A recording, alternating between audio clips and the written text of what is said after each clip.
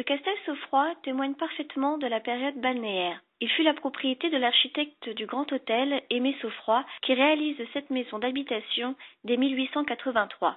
Sur le haut du bâtiment, l'on peut apercevoir ses initiales et la date de construction.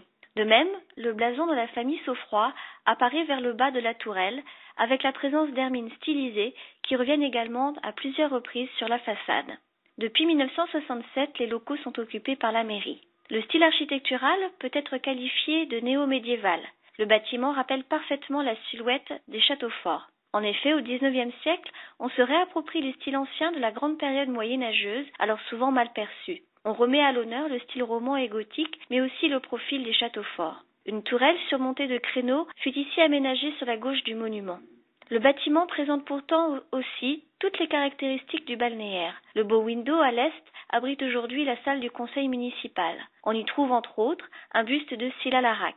Une ancienne salle de billard se trouvait dans l'espace d'accueil actuel de la mairie, la cuisine au sous-sol, la salle de séjour au premier étage, suivie de plusieurs chambres au second étage, tapissées en toile de Jouy. En haut du monument, une girouette représente les armoiries de la ville, un pont à 3 arcades et 3 oiseaux. Le pont rappelle le tout premier épisode de notre histoire, quand Tugdual, un des grands frères de Léonore, dut traverser la rivière Crévelin.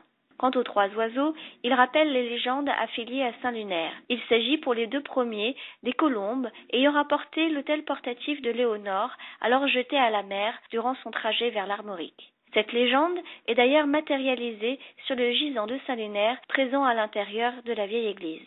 Le 3e oiseau serait apparu à Léonore au moment du défrichement des terres pour pouvoir en vivre de l'agriculture sur un territoire relativement pauvre et déserté. L'ancre de marine qui se trouve sur le talus principal fut prise dans les filets d'un pêcheur qui décida d'en faire don à la ville.